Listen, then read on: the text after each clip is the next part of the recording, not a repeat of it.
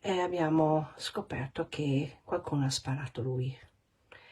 Allora, chi tocca gli animali, chi tocca i bambini sono proprio pezzi di Un video per raccontare cosa è accaduto al suo cane. La giudice di Ballando con le Stelle, Carolyn Smith, in un video pubblicato sui social ha denunciato che qualcuno ha sparato al suo cane Labrador Mikey. La Smith abita da anni a Vigonza con il marito padovano. Rientrata a casa per le vacanze di Natale dopo la fine del programma di successo condotto da Milly Carlucci, ha scoperto che uno dei suoi cani zoppicava e così è corsa dal veterinario che ha trovato alcuni pallini di piombo nella zampa di Mikey.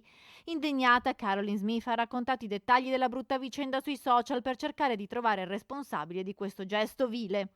Chi conosce Mikey è il cane, credi, cioè più buono del mondo, non fa male a nessuno, ha fatto giro di casa nostra dell'esterno perché noi siamo in mezzo ai campi e qualcuno vicino a casa mia con un fucile sicuramente perché c'è le pallottole piccoli all'interno della gamba, quella lì per gli uccelli, anetre o qualcosa così, ha sparato il cane mio e crede che ha sparato anche il cane di mio cognato.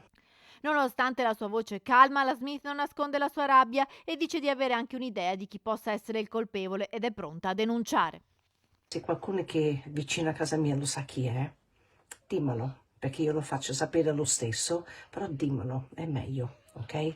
Se no veramente lo faccio, lasciamo stare, guarda che faccio, devo trovare questa persona, ok?